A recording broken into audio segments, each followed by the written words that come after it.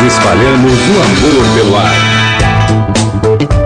Boa tarde, Dr. Roque Savioli. Boa tarde, doutora Gisela Savioli. Pois é, hoje o programa Mais Saúde é a 4 mãos, né? Exatamente, hoje o programa Mais Saúde que vai durante a semana das todos os dias. Da meio-dia, meio-dia e meia aqui na Rádio América em São Paulo. Para toda a rede, pra toda né? a rede e para São Paulo do meio-dia até 1h. E aos sábados eu faço da meio-dia e meia a 1h30. Para toda a rede, né? Aí ninguém fica triste. Uma coisa que tem que lembrar, que a Rede Canção Nova de rádio e de televisão, quer dizer, todo o sistema de comunicação Canção Nova depende exclusivamente da doação dos sócios. Verdade. Não tem patrocínio comercial, nós não somos obrigados a falar bem ou mal de determinadas coisas. Nós aqui somos absolutamente comprometidos com uma coisa só, com o Evangelho de Jesus Cristo, só isso. Que prega a verdade, né? O resto não tem problema. Agora, para a gente falar a verdade, para a gente falar sobre a sua saúde física, para a gente falar sobre a sua saúde emocional e também sobre a sua saúde espiritual, esta rede, esse sistema precisa se manter no ar, e para se manter no ar precisa de dinheiro. Exato. E a gente tem que contribuir através do boleto, através do débito automático, para fechar a campanha. Exato. Senão, doutora, pelos produtos do Davi também, né? Exato, que aí é por isso que eu sempre digo, se você quer adquirir um dos nossos livros, ou as palestras principalmente do Dr. Roque, aquelas maravilhosas que ele faz naqueles encontros com o Nelson Corrêa, com o diácono Nelson Corrêa sobre depressão, você pode estar comprando pelo 0 operadora 12 31 86 2600, o livro Tudo Posso, mas nem tudo me convém, Escolhas e Impactos, A Filha da Fé. Compre pelo Davi, porque essa também é uma maneira de você ajudar a fechar a campanha. E os meus livros também estão todos à disposição aí pelo Davi, né? E agora o mais recente, que é o Envelhecer com Deus, esse livro que lancei há 2, 3 meses atrás, e já está à disposição. Você pode encomendar pelo Davi, que é operadora 12 31 86 2600. Pois é, e lembrando que o programa Mais Saúde na TV, a partir de julho, passou a ser do meio-dia e meia a 1h, aonde eu tenho um convidado especial todos os meses, né, o Dr. Roque Savioli. O bom é que você pode ir lá no blog.cançãonova.com/mais saúde e assistir esses programas que estão muito, muito bons. Ou então os nossos também, né, através do YouTube, coloca lá programa Mais Saúde, o Dr. Roque Savioli, o tema que você gostaria, ou convidado que ele recebeu, né? E da mesma forma o meu nome, e a gente pode estar aí revendo, e mais importante que eu acho, sabe, amor? Os nossos programas, como eles falam de saúde, é um tema relativamente neutro, apesar que nós sempre estamos falando da saúde emocional e espiritual também, é uma maneira das pessoas até estarem divulgando, olha, assista tal programa, olha esse link. Para aquelas pessoas que têm uma certa restrição com emissora católica, né? Tem gente que fala católico já arrepia. Ai, tem cheiro de vela, né? Eu acho horrível essa expressão. Você pode até indicar esse programa nosso, que é um programa que fala de saúde, para essas pessoas, e a gente vai dando, né? A gente vai dando aquele espetáculozinho. Exato. Que só Deus sabe o momento que a gente fala e como a gente fala para você, para anunciar a boa nova, não é verdade? Mas hoje tem uma coisa que eu acho interessante a gente estar abordando aqui no programa. Por quê? Toda vez que a gente vai no Trocando Ideias, o nosso querido Ricardo Sá chove em e-mails. Aí a Ana Paula fica aqui enlouquecida, né? Com todos aqueles e-mails que eu nunca vi, aquela pilha só aumenta. E tem, assim, alguns que eu gosto de repente, estar respondendo, né? E tem aqui 2 questões que eu queria ver se você podia contemplar, meu amor. Olha só. Inclusive, eu achei muito simpática que uma delas se fala de sócia pelo débito automático, né? Que isso é super importante. Mas olha só, tem a Umbelina e tem a Lúcia perguntando praticamente a mesma coisa. Olha, a Lúcia dizendo assim: existe alguma medicação para gordura no fígado, esteatose, ou só cuidado com a alimentação resolve? E a Umbelina que pergunta: eu tenho gordura no fígado, tudo que eu como me deixa mal. Tem alguma coisa que a gente possa estar fazendo para melhorar este quadro? Dr. Roque, o que é esteatose hepática? Por que ela acontece? A esteatose hepática é o acúmulo de gordura na célula hepática, célula do fígado. Ele não costuma dar sintoma como a pessoa como a de se sentir mal, né? Isso é provavelmente outra coisa. Não tem nada a ver com o fígado, assim, isso é uma coisa mais relacionada à digestão, digestiva do estômago, alguma coisa assim. Agora, esse problema de esteatose hepática é uma coisa assim, relativamente nova, esse diagnóstico, que começou a aparecer depois que começou a fazer mais os ultrassons de abdômen. E o diagnóstico, e também por causa de um outro aspecto importante, né, por causa desse aumento importante da obesidade, né, desse volume abdominal, da gordura abdominal, então com isso vem junto com essa história toda da esteatose hepática. É uma deposição de gordura no fígado que é muito parecido com aquilo que acontece nos alcoólicos, sabe, com quem bebe. Só que leva a uma cirrose hepática não alcoólica. Ela pode evoluir para cirrose hepática, a pessoa que tem gordura no fígado, se não se cuidar, isso pode evoluir para cirrose hepática, pode evoluir inclusive para câncer hepático. Então precisa se tomar muito cuidado. Agora, mais de 50% das pessoas aqui no Brasil tem gordura no fígado, é uma coisa impressionante. Isso seguramente está relacionado à dieta, seguramente está relacionado a hábitos saudáveis. Quando eu pego no consultório uma pessoa que vem com colesterol alto, com glicemia de jejum, com açúcar de manhãzinho em jejum, um pouquinho elevado, mas não tem diabetes, eu sempre peço para se fazer a glicemia de jejum, que é o açúcar do sangue em jejum, e peço para fazer uma prova, que é a prova de resposta à tolerância à glicose. Quer dizer, você vai, normalmente os laboratórios mandam a pessoa sair, almoçar, né, e 2 horas depois voltar para colher de novo o sangue. Se você, nessa segunda medida, se a sua glicose, seu açúcar do sangue, tiver muito acima de 200 e pouco, a gente já pensa que essa pessoa tem uma resposta ruim do seu pâncreas. Por que você faz? Você dá essa sobrecarga de glicose para ver se o pâncreas, que é um órgão endócrino que produz insulina. A insulina é para queimar essa glicose. Se você dá sobrecarga e não há aumento e a glicose aumenta no sangue, é porque o seu pâncreas não está funcionando tão bem. Então é porque você tem diabetes. Se você tem uma diminuição da glicose, então você não tem diabetes, você tem uma intolerância à glicose só. Você pode ter o açúcar em jejum um pouquinho aumentado. Quanto seria esse um pouquinho aumentado? Acima de 100. É 99 a gente fala. Quer dizer, mas você não tem diabetes. Só que tem um problema. O açúcar aumentado, existe uma coisa que chama-se glicotoxicidade. Quer dizer, o açúcar ele é tóxico para as células das artérias. Então você não pode ter uma glicose de jejum 103, 104 e achar que você não tem nada. Então o que acontece? Quando a gente vai dormir à noite, normalmente a gente não produz tanta insulina. O açúcar que você comeu na hora do jantar, a pizza que você comeu, o doce que você comeu, a fruta que você comeu demais também, aquele açúcar ele não vai ser quebrado. Ele vai ficar no sangue. Isso vai para o fígado. E o açúcar no fígado ele vai virar gordura. Então é por isso que tem esteatose hepática. A primeira coisa que eu falo para a pessoa que tem esteatose hepática, primeira coisa, hábitos de vida saudável. Antes de mandar o doente para você, doutora, ou você que está me ouvindo agora, antes de você procurar um nutricionista, a primeira coisa que eu falo é a seguinte, olha, a primeira coisa que você faz, depois das 5 horas da tarde, você não coma nada com açúcar, nenhuma coisa que vai virar açúcar. Sabe? O ideal é não comer arroz, feijão, nada disso. À noite é só proteína, né? Os grelhados, né? E uma saladinha, alguma coisa mais light. Salada, legumes. Coisa que não vire tanto açúcar. Isso já vai ajudar. Segundo lugar, atividade física. Isso, e não é só andar meia horinha por dia, não adianta. Olha, eu cheguei à conclusão que a gente sabe que andar meia hora por dia reduz bastante vamos dizer assim, o risco cardiovascular. Mas não emagrece ninguém.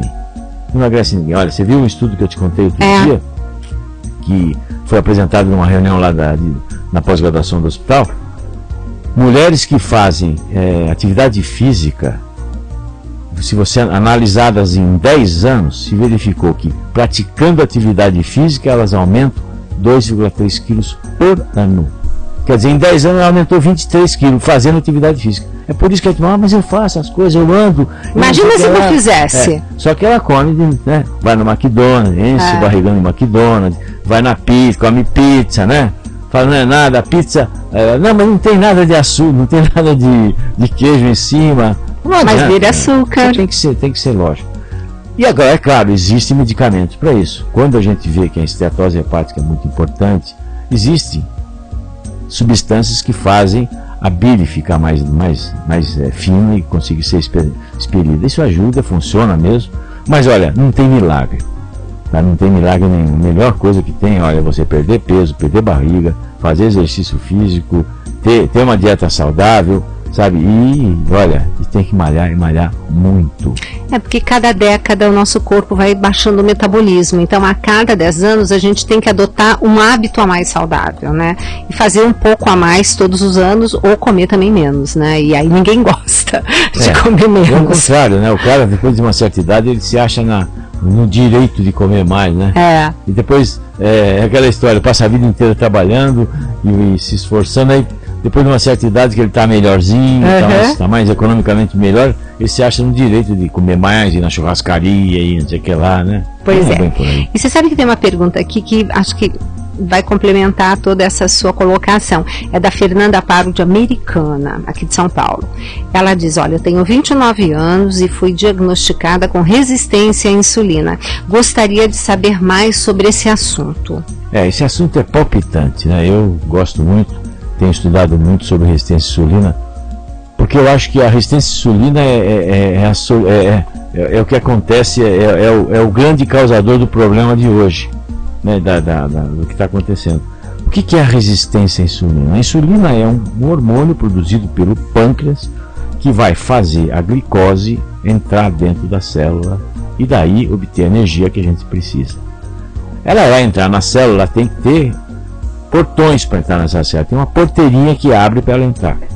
Então essa porteirinha, ela pode ser mais ou menos fácil para abrir essa porteira. E essa sensibilidade de abrir ou não a porteira tem muito do lado genético, muito do lado familiar também. Pessoas que têm dificuldade para glicose, para a insulina entrar, abrir essa porteira para a glicose entrar, então tem resistência à insulina elevada. Com isso que acontece, o organismo precisa muito mais insulina para fazer a glicose entrar. E essa insulina fica no sangue. E a insulina é altamente complicada para o organismo. Ela faz mal para o organismo.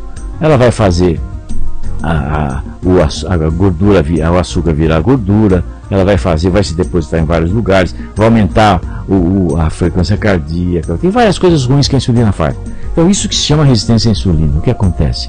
A pessoa vai acumulando gordura, geralmente gordura visceral, que é muito ruim para o coração, e gordura abdominal, né? Então as pessoas que têm o corpo fininho, né, a perninha fininha e aquele barrigão. Isso indica que você tem a resistência à insulina. Isso é uma situação pré-diabética também, né? Que no futuro ela vai seguramente virar diabética. E uma grande saída para essas pessoas é indiscutivelmente a atividade física, né? Atividade física é preponderante. Hoje a gente sabe que existem drogas novas, né, remédios novos, que são espetaculares para o tratamento da resistência à insulina. Você sabe muito bem, no consultório a gente tem uma experiência muito grande com isso, né, de pessoas que chegam a perder 10 centímetros de barriga, né, em menos de 2 meses. Exato. Aliando a dieta que você dá, junto com a medicação que eu dou. Realmente é espetacular o resultado disso. Por isso que as pessoas não têm que ser resistentes a medicamentos, não é? Claro, evidente, o medicamento quando bem indicado, né, a pessoa tem que usar. Agora, eu também entendo que a população tem esse tabu todo. Porque é claro, veja só, se coloque na posição do paciente. Chega no médico, o cara não olha nem na sua cara direito, né, com a caneta tá ali. Você está falando, ele parece que já está pronta a receita na gaveta, né? Ele tira e fala, toma isso aqui, pá, vai embora. Você não vai tomar, né? Não vai. Por isso que a pessoa hipertenso, que não sente nada, diabético, que não sente nada, para que vai tomar remédio se o cara nem explica o que é? Exato. E aí depois acontece o problema. O diabético tem lá seus AVC, seus infartos e gangrenas e morre, né? O cara hipertenso tem AVC e morre por falta de orientação. Acho que cabe bem aqui a gente falar um pouquinho sobre a hipertensão, a famosa assassina silenciosa. O nome é terrível, né? Mas ela é terrível, né? Só que as pessoas perguntam, por que eu sou hipertenso, hipertensa? O que acontece? Tem como evitar? Não sei por que as pessoas são hipertensas, né? Só 5% dos casos a gente consegue responder, que são as hipertensões secundárias, né? Pessoa que tem problema renal, por exemplo, uma estenose da artéria renal, Então, você, aí depois, e essas vantagens que essas hipertensões, como tem causa, tem saída, tem solução. A gente trata e a pessoa resolve. Infelizmente, 95% das hipertensões não tem causa. E como não tem causa, não tem tratamento, não tem cura, tem tratamento só, manutenção. Por isso que você tem que tomar remédio a vida inteira. Eu lembro que numa das minhas aulas lá na saúde pública, um professor mostrou um portão, não sei se era em Harvard, em qual dessas universidades importantes, e que tinha um local vazio, que ali está aguardando quem vai descobrir por que qual a etiologia, né, da hipertensão. Mas como é que uma pessoa, porque a gente sabe que metade das pessoas que têm diabetes não sabe, só vão descobrir uns 10 anos depois, quando o rim começa a falhar, e aí é um estrago. Agora, você tem alguma formiguinha que vai atrás da urina. Né? Você sabe como é que foi descoberto o diabetes.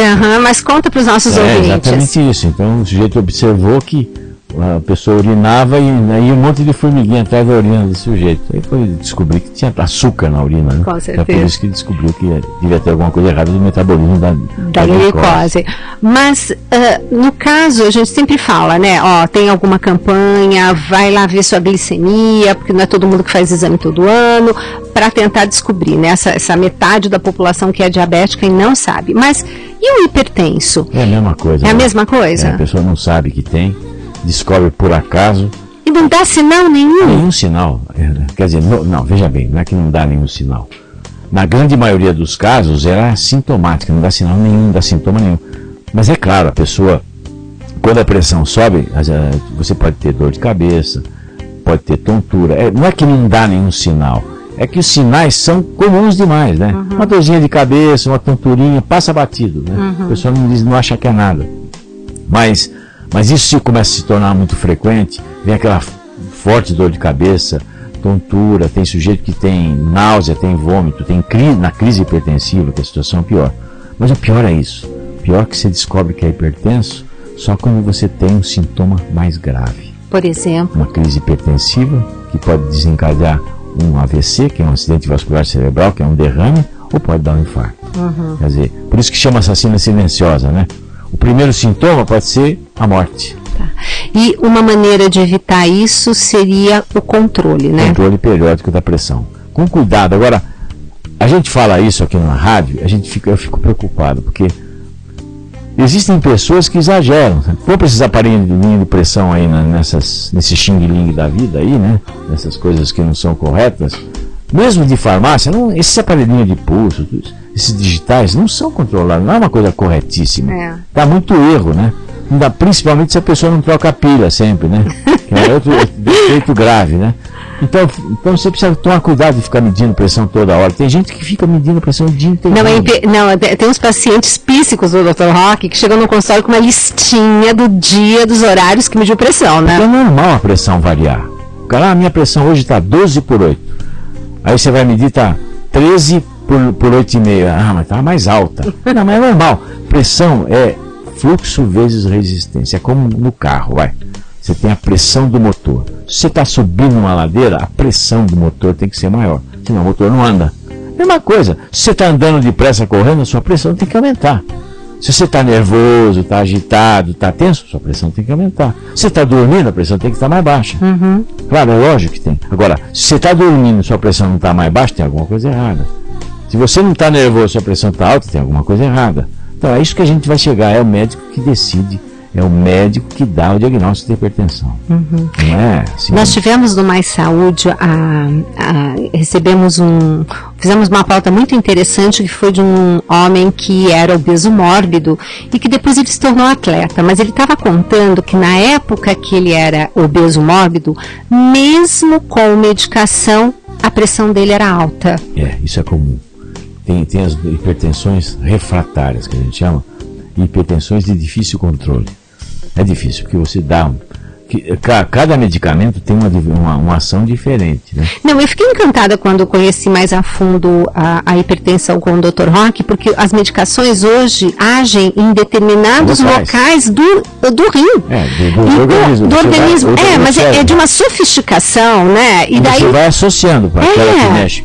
É complicado. Diurético de um jeito, tá outro na artéria, outro tá no cérebro, tem várias coisas. E você vai associando, às vezes 3, 4, 5 medicações e a pressão não abaixa. Né? Exato. Então é complicado. E esse nosso entrevistado, depois que ele emagreceu, aí eu achei muito bacana quando ele contou. Lógico que eu continuo tomando medicação, mas agora a minha pressão está controlada. Você faz só de emagrecer, só de fazer a pessoa emagrecer, às vezes você tira a medicação de Olha que incrível. Mas isso é o médico que tem que fazer. Claro, lógico. O sujeito emagrece, ele vai deixando de usar remédio. Nossa, milhares, centenas e centenas de pacientes que aconteceram isso comigo. Vários que você vai lá, você faz emagrecer o paciente, depois eu retiro o remédio. É fantástico. Aí essa associação é muito boa. E aquele paciente que está tomando o remédio, Dr. Roque, aí olha e fala assim, mas minha pressão normalizou. Posso parar de tomar remédio? Aí que é o perigo, viu?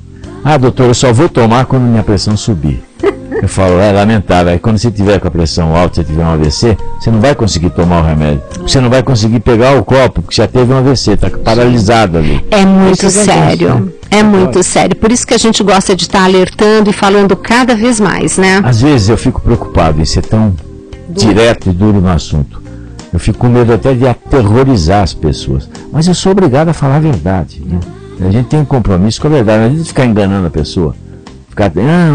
Não, senhor. E hoje não tem nem desculpa para não tomar medicação, né? Porque o governo, inclusive, dá medicação para pressão e para diabetes gratuitamente na farmácia popular. Você vai, a gente receita e eles vão lá e pegam de graça. Exato. Então não tem desculpa nenhuma, que não tem. Tá bom, não é aquela medicação de primeira linha que a gente está acostumado a usar, isso é verdade. Mas não é aquele espetáculo de remédio que.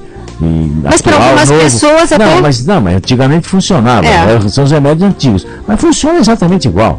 É só uma questão de comodidade posológica, né? Hoje a gente dá um só por dia. Ah, tá. E esses outros são obrigados a dar 3, 4 por dia. Mas tudo bem, melhor do que nada. Não, né? E de graça, né? Agora. E tem uns dados, eu não sei se você lembra de cor, sobre, por exemplo, uma pessoa que tem hipertensão tem X vezes mais possibilidade de ter uma doença cardíaca ou um evento cardiovascular. Aquela que tem diabetes, tarará. Agora os dois juntos vai somando, né? Claro. Por exemplo, essa semana ontem, peguei uma moça que estava tomando anticoncepcional, eu falei, você fuma? Da pergunta, fumo. Toma anticoncepcional? Toma. Falei, bom, é uma bomba atômica ambulante. Você precisa escolher agora, vamos fazer um acordo agora. E a gorda ainda? Jesus. Eu falei, vamos escolher o seguinte, ó. Ou você fuma ou se toma anticoncepcional, que gorda não tem jeito se você já tá. Então você vai receber ela no consultório lá. Só vem umas prendas assim. Então você tem que escolher, porque se você fuma e toma anticoncepcional, a chance de você desenvolver um infarto é 6 vezes maior do que um sujeito, que uma outra moça que não fuma, ou que não toma anticoncepcional. Então é muito grave o negócio, né? E as meninas não sabem disso. E, gente, nós estamos vendo como a mulher está fumando, né? Bastante. Você vê como o demônio é especialista. O encardido, ele faz a história, né? O encardido faz a história do povo mesmo. Olha aqui, quem é que fala que não é para tomar anticoncepcional? Né? Quem é que diz que é o sexo promíscuo, que não pode ter? A igreja que fala. Aí o cara a mulher toma anticoncepcional, pega um cigarrinho, toma uma cachaçinha que gosta, mistura tudo, aí é um encardidão alegre, admirando a beleza de todo mundo, tem um infarto, tem isso, tem aquilo, né? Pois é, agora é aquela história, outro dia eu recebi um Twitter, aliás, divulgar seu Twitter, né? @Dr. Savioli. E o meu, @Gisela Savioli. Aí eu recebi no Twitter assim, é fácil pra você porque você é magrinha. Aí eu respondi assim, você não sabe o duro que eu dou às portas dos meus 57 anos para estar assim. As pessoas acham que nós não fazemos nada para estarmos como estamos, né? Acordo 5h30 da manhã todo dia, depois que a gente reza, né? Isso. Eu vou pra ginástica, você não tá indo agora por causa do meu joelho. Do seu joelho, mas vamos pra ginástica das 6 às 7, 7h15, 7h30, já estou tomando banho para estar às 8 no hospital. E se não fizer isso antes, é muito difícil conseguir depois. Dormir a hora que for, às vezes eu chego meia-noite, 1h da manhã em casa. Outro dia que teve jogo do Corinthians aí que ninguém dormiu, né? O barulho era todo. E, lamentavelmente houve um barulho muito grande aqui, né? Não precisa dizer que time que o Dr. Rock e eu, né? Atualmente não estou torcendo para futebol. Não, nosso time tá mal, né? Futebol de botão. Futebol de botão. Gente, o nosso time tá super mal. Bom, já estamos indo para o intervalo, Dr. Rock. Vamos parar um pouquinho, depois na volta eu vou te contar um caso que eu tive no consultório essa semana. E você que está me ouvindo agora, vocês vão ver que é aberração e quão é importante, como é confuso a situação, como o mundo faz um jogo, como o encardido está presente na nossa vida, a gente não vê. Pois é. E você que está dizendo assim, ai meu Deus, será que eu não vou conseguir ouvir porque eu estou no carro e como é que eu vou fazer? Muito simples, se não der agora para você acessar blog.cançãonova.com/América e continuar a nos ouvir pessoalmente, não tem problema. Você depois vai lá no YouTube, coloca programa Mais Saúde, Dr. Rock Savioli. Hoje a gente vai colocar hipertensão, diabetes, esses temas, né? Ou então você procura a data de hoje, né? E aí você coloca e você vai ter condição de estar ouvindo. E nós continuamos no próximo bloco, aqui direto dos estúdios da Rádio América. Mais saúde.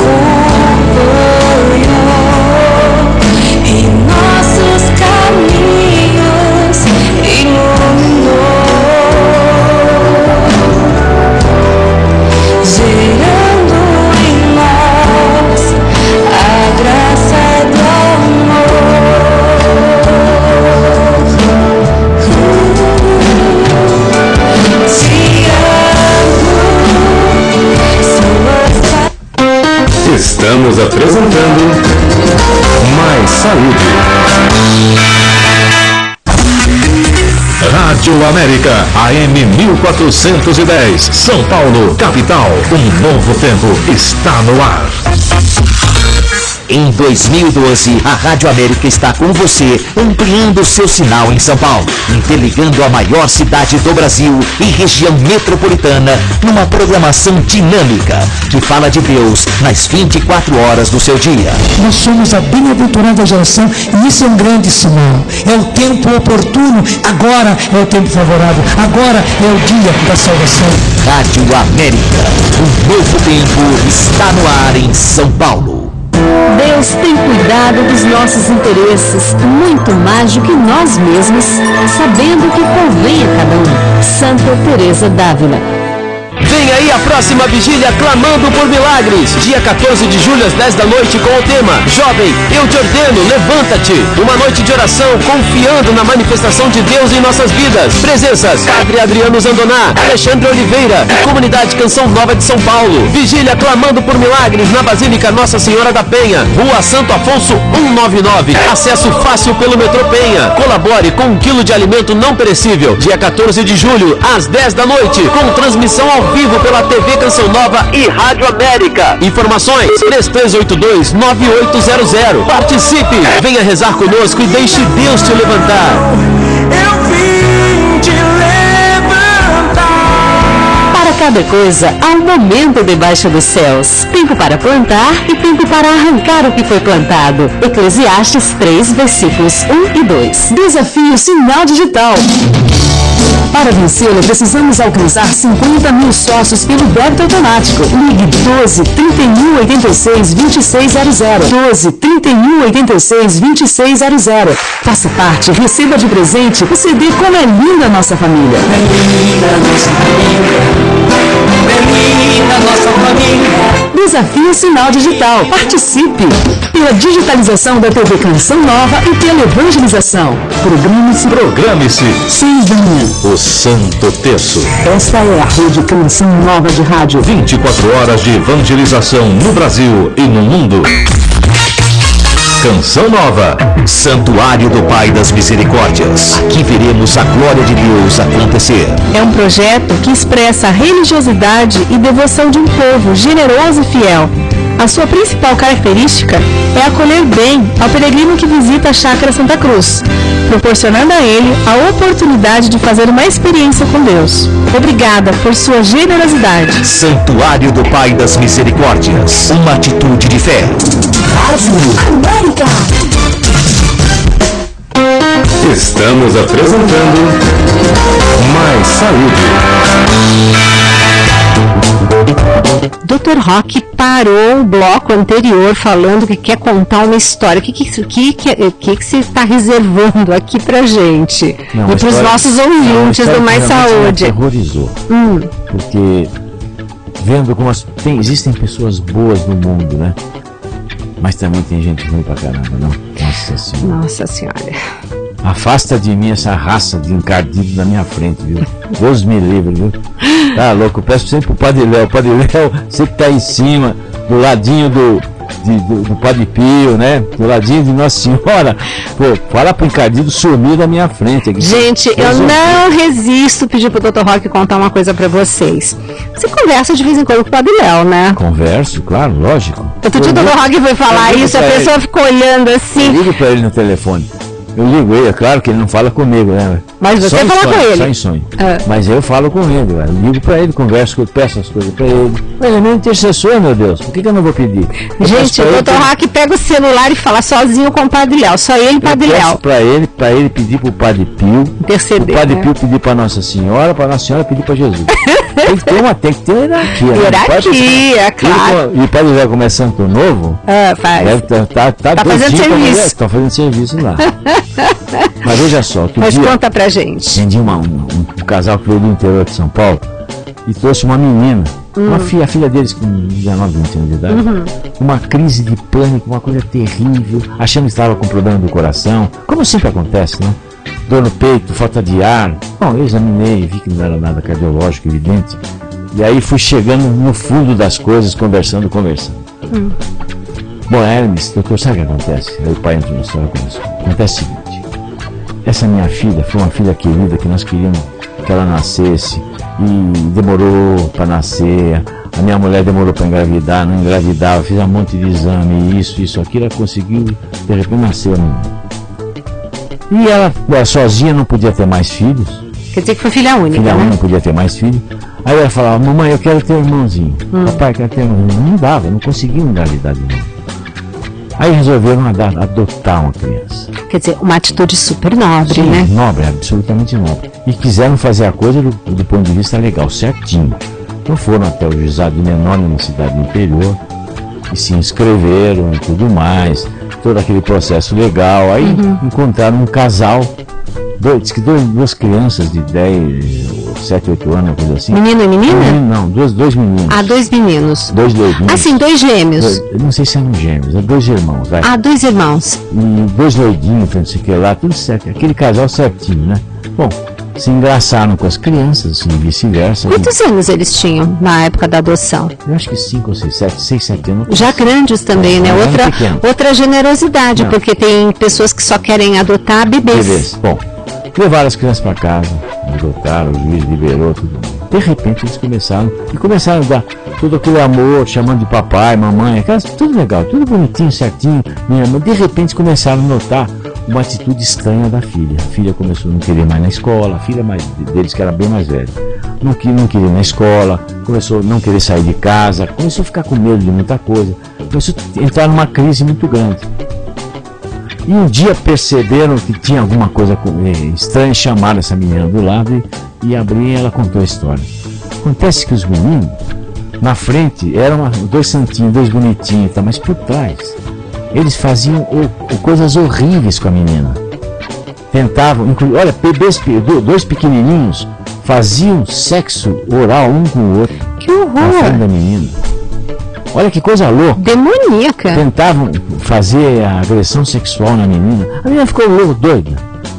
E o tempo foi passando, que aí ela contou, eles começaram a perceber, aí os pais foram numa promotoria para tentar devolver a criança, alguma coisa assim. Não pode devolver a criança. Tem toda uma lei lá que não pode. Eu sei que é uma confusão total. Nem por desvio de caráter, nada. Na verdade, as crianças eram demoníacas mesmo, na frente dos outros 2 santinhos, virava as costas, fazia todas aquelas coisas todas. Gente, parece aqueles filmes inteira, de terror. Parecia, não.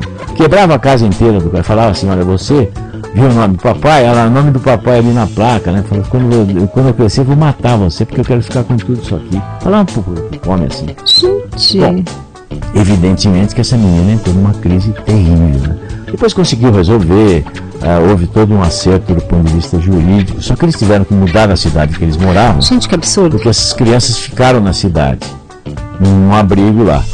E evidentemente que eles tiveram que mudar da cidade, porque eles tinham medo desses caras marginaizinhos iam crescer e matar eles, né? Evidente que ia acontecer isso. Mas que coisa. Porque eles eram herdeiros, né?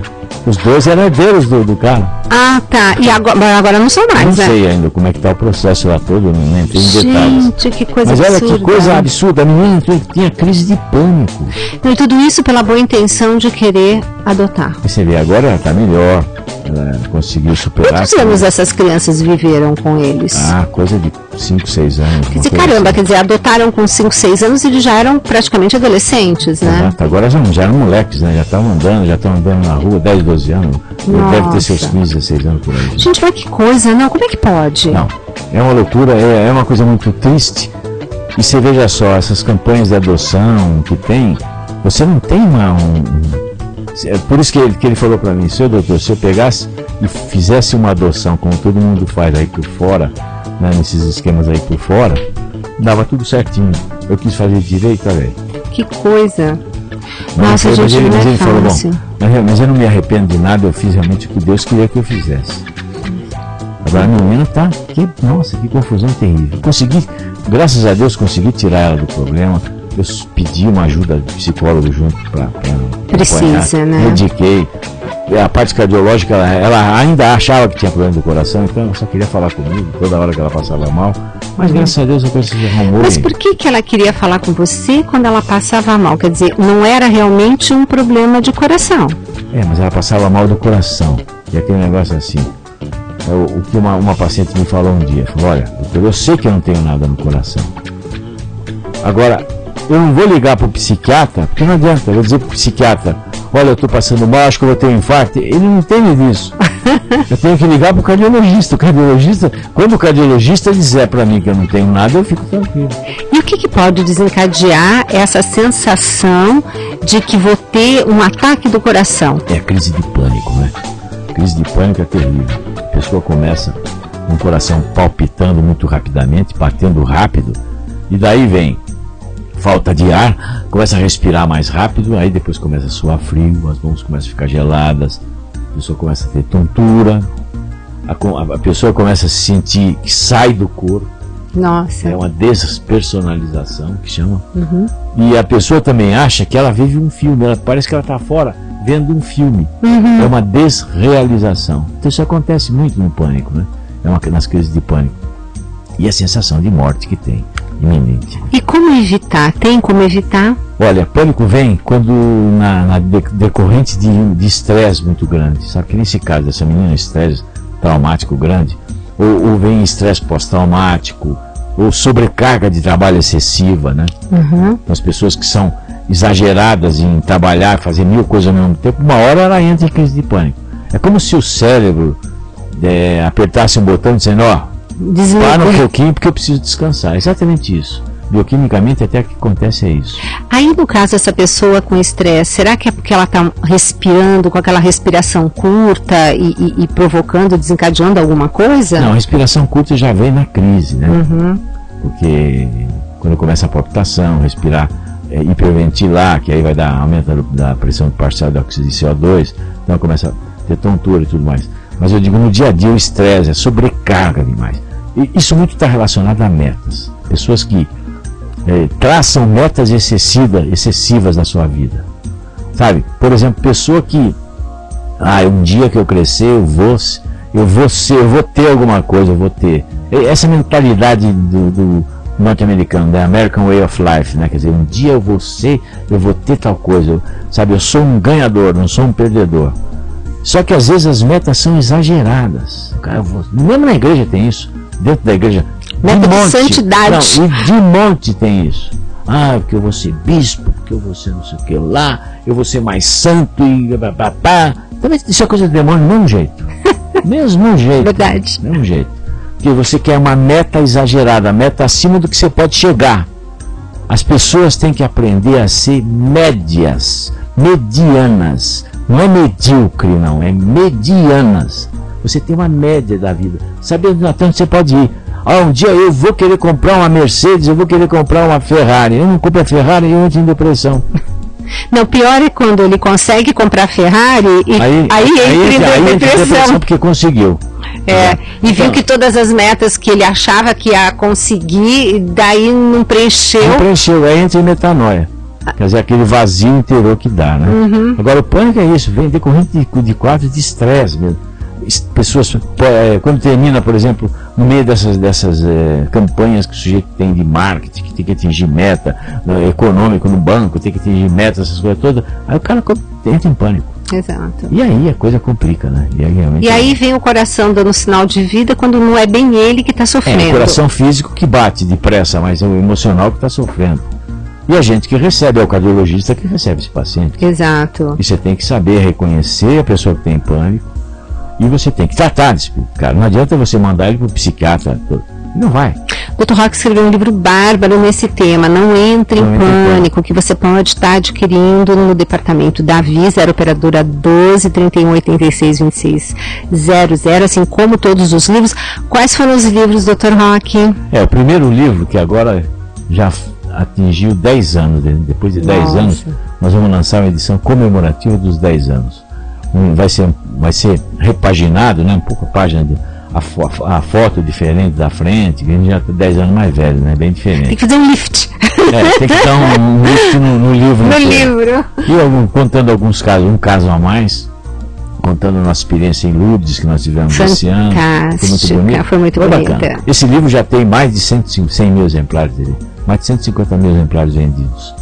Depois eu tenho Depressão, Onde Está Deus. Fantástico esse livro. Também está nessa faixa de... Já tem 9 anos esse livro. Edição, todo ano sai várias edições também. O Padre Léo fez o prefácio desse livro, que eu achei maravilhoso, né? Quando ele fala, buscai as coisas do alto. Nesse livro ele já fala isso. Que ele está em Colossenses, inclusive, essa passagem. Lá eu conto as passagens, as histórias. Depois veio Curando Corações. Depois veio Fronteiras da Ciência e da Fé, que é lindo, foi repaginado também agora, né, reeditado. E esse é um livro interessante para as pessoas darem para os seus médicos, né? Os médicos, os seus profissionais da saúde. Se você tem um profissional de saúde em casa, você deve dar para ele, o conhecido que for, Fronteiras da Ciência e da Fé, da editora Global. Por que esse livro seria interessante oferecer para esses profissionais? Porque é um livro onde eu mostro as comprovações científicas que existem da ação da fé sobre a cura dos pacientes. É uma coisa muito interessante, é a experiência mundial. Agora nós estamos fazendo aqui em São Paulo a experiência nacional disso, né? Fazendo é o primeiro, né? No Brasil investigações científicas a respeito da importância da fé na evolução das doenças, dentro da Faculdade de Medicina da USP. Que é uma gente, olha que conquista, né? Realmente isso vai ser Deus que com certeza abriu a porta. Nossa. Eu jamais imaginei que um dia pudesse acontecer isso. Não, e um dia o Dr. Roque vai contar as voltas na vida dele para ele estar onde ele está hoje, poder liderar e organizar essa pesquisa. Foi muito interessante. Depois tem o Não Entre em Pânico, que você falou agora, né, que eu falo sobre o síndrome do pânico. Aí vem Envelhecer com Deus, que é um livro mais recente, que também eu conto a história da mãe do Padre Léo. Lindo. Né, sobre o coração da mãe do Padre Léo. Depois vem... E antes desse, você escreveu aqui pela Comunidade Canção Nova, pela editora Canção Nova, né? Livros. É Um Coração Saudável e Um Coração de Mulher. São os 2 livros da editora Canção Nova. Depois teve Médico Graças a Deus, onde eu conto a história do Padre Léo. Livro este que foi totalmente doado para a comunidade Betânia. Então, toda vez que você compra esse livro, você está ajudando Betânia. Assim como o Coração Saudável. Isso está ajudando a comunidade Canção Nova, né? Nós fizemos os direitos. E acho que chega de livro por aqui. Por enquanto, tem, por enquanto, fora, gente. Tem na França, tem na Itália, tem na Espanha. O Dr. Roque. Você pensou já chegar a tantos livros? Não, o dia que o Padre Léo, quando eu levei o Milagres que a Medicina não contou. Na tenda eu lembro desse dia. Eu não conhecia o Padre Léo, ele não me conhecia, nem conhecia meu livro. Passaram para ele na hora, por fax. Produção Canção Nova, né? Na hora passaram por fax para ele lá, ele estava em Betânia ainda. Ele, algumas coisas do livro, ele deu uma lida, chegou e nesse programa ele, na frente do Santíssimo, ele profetizou que esse livro ia ser publicado em várias línguas, assim, assado. Eu fiquei assim, deu um susto na hora. Falei, ele não me conhece, não gosta de... Como é que ele pode falar isso aí, né? Não, ele falou, assim, palavras proféticas mesmo. Profetizou mesmo. Eu escrevi depois no outro livro que ele tinha profetizado. São coisas de Deus, né? Assim como quando você olhou aqueles 5.000 exemplares do Medicina, né? Do primeiro livro, né? Milagres que a Medicina não contou, que você olhou, agora não tem mais agora jeito. Não dá mais. Não dá mais para voltar atrás. Onde eu abri meu coração, né? Falei um monte de coisa minha, pessoal, né? Na hora que eu vi os livros, eu falei pra Gisela, agora acabou. Lembra? Eu lembro, a gente estava passando no corredor aqueles livros. Agora não dá mais, não. Agora não dá mais para voltar. O barco está em alto mar, né? É isso aí. Mas é super gostoso quando a gente tem a oportunidade, né, amor, de fazer esses programas assim, bate-papo. Porque, são tão gostosos. Outro dia nós gravamos um também lá na TV Canção Nova, que normalmente a gente tem um período curto, muita gente no estúdio, a gente então fica com aquela coisa mais formal, pergunta e tal. Aí eu sei que teve um dos programas que a gente gravou também, bem assim, batendo o povo papo. Gosta assim também. Tão gostoso. O povo gosta também assim, porque é como a gente estivesse na sala com ele. Exato. Você que está me ouvindo, está nos ouvindo agora, a gente está sentado na sala de vocês. Ou na cozinha. Na cozinha, melhor na cozinha, né? Tomando um cafezinho. Como é que é? Na taipa do fogão, como dizia o Padre Léo, né? Senão, às vezes a pessoa se coloca como se estivesse no consultório nosso. É verdade. Porque, às vezes, por exemplo, quando a gente está conversando, é como se eu estivesse falando com o meu paciente. Então, você que está me ouvindo agora, de repente você está sentado na minha frente no consultório. Exato. Está te dando um conselho médico para você, sem te conhecer. É como você faz com os seus pacientes. Que a linguagem é a mesma, né? A gente não vai falar diferente, né? Acho que não dá para você ser esquizofrênico, né? Ter várias personalidades, né? Você fala sempre igual. E podem achar que às vezes eu sou meio grosso, meio grudo, meio rude. E daí? Sou mesmo.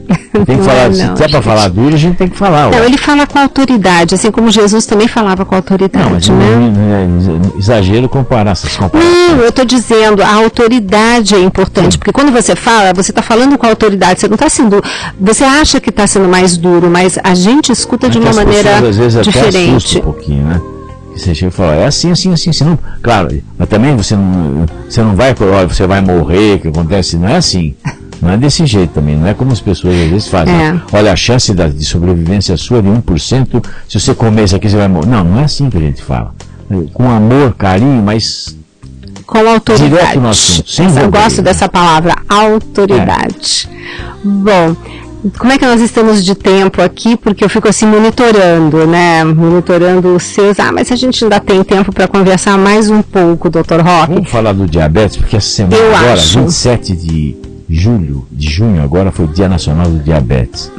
E teve lá uma campanha nacional a respeito do diabetes, onde todo mundo pôde espetar o seu dedinho aí. Mas o pessoal morre de medo do sangue. Para ver se Ai. está alterado ou não o açúcar. Aham. Então vale a pena você, sabe, você que tem acima de 40 anos de idade, ou até menos, você ir no posto de saúde e pedir para levar uma picadinha de nada no dedo para saber o seu nível de glicemia.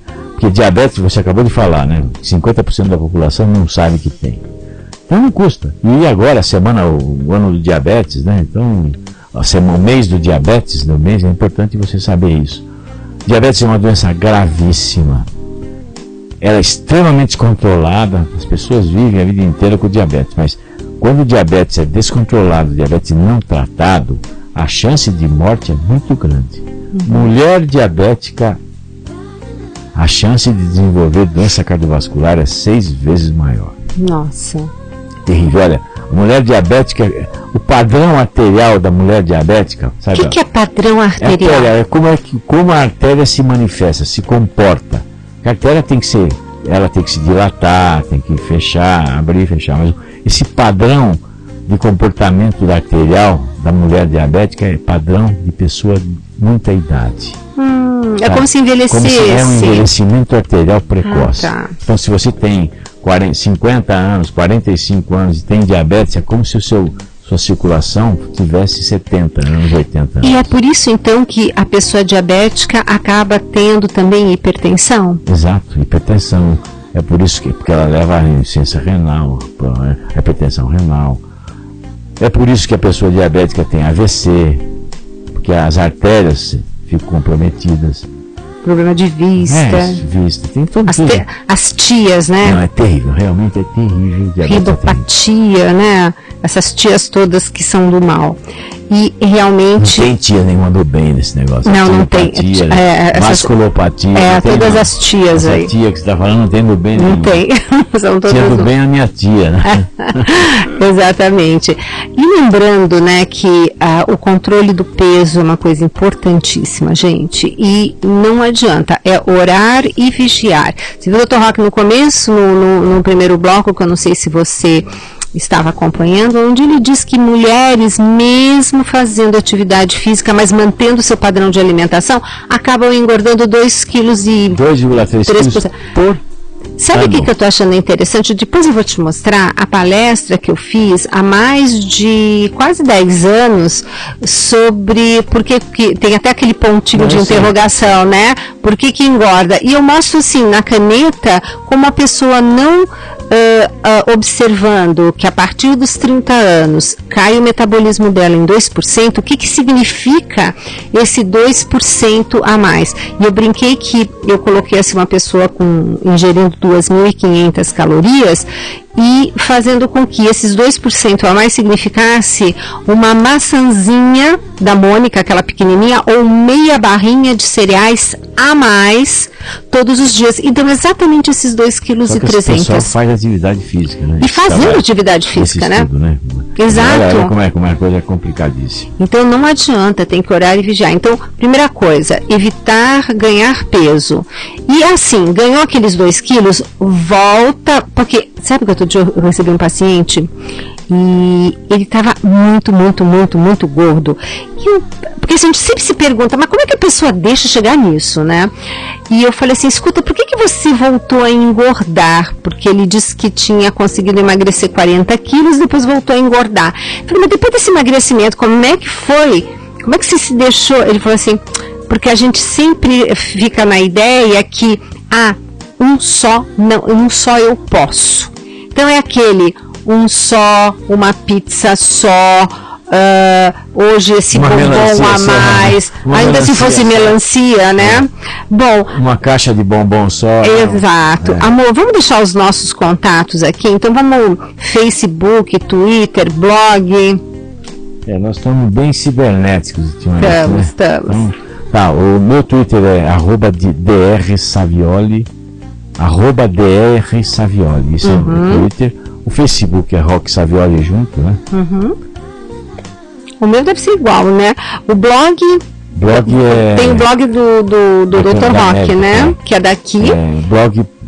blog.cançãonova.com/dr Roque Savioli, doutor DR. Tente os dois enquanto a gente fica pensando qual que é. blog.cançãonova @Roque Savioli. Tá certo, tá certo. E os horários do programa do Dr. Roque são, como vocês sabem, todos os sábados, do 12:30 a 1:30. E os meus, Dr. Roque? Todos os dias, da 12:00 a 1h, através da Rede Canção Nova de Rádio. Exato, da Rede Canção Nova você pode ouvir até 12:30. E depois você continua através da Rádio América. E pode mandar e-mail pra gente, né? No maissaude@cançãonova.com. Então vocês perguntem, mandem aqui pra gente. Dr. Roque, a Ana Paula, vocês podem colocar em atenção dela, que é missionária da Canção Nova, que nos ajuda aqui na produção, e ela vai depois direcionando, assim como tem programas que a gente consegue para responder perguntas, né? O programa tá chegando no final já? Mais ou menos, tá quase, mas tá faltando um minutinho, mas acho que já dá para se despedir, né, meu amor? Eu termino. Tá bom, gente, então, prazer enorme estar com vocês, né, é sempre um grande prazer, e hoje mais ainda na companhia do Dr. Roque Savioli, mas eu espero vocês no próximo Mais Saúde. Eu agradeço a você que nos permitiu que entrasse na sua casa, que nos permitiu que sentasse ao seu lado no seu automóvel, que conversasse com você. Eu agradeço a Deus por propiciar isso para nós podermos fazer isso para vocês. E lembrando que os problemas acontecem, a doença, as tribulações, as dificuldades, mas isso nunca vem de Deus. Deus não manda doença para ninguém. As coisas acontecem às vezes por problemas da natureza, por problemas nossos, por coisas do nosso dia a dia. Mas sempre Deus está ao nosso lado nas tribulações. Então, se você está nesse momento passando por dificuldades, por problemas, por confusões, lembre-se, ao estender a sua mão, a mão do Senhor vai te tirar desse problema, vai te conseguir ajudá-lo, vai fazer com que você transcenda esse problema. Eu agradeço a Deus e agradeço a Nossa Senhora, a minha querida Santinha Nossa Senhora Aparecida, por estarmos aqui, e peço a ela a sua proteção sobre o seu manto azul estrelado. Uma boa tarde para vocês, boa tarde, doutora, e até a próxima semana, se Deus quiser. Mais Saúde. Acabamos de apresentar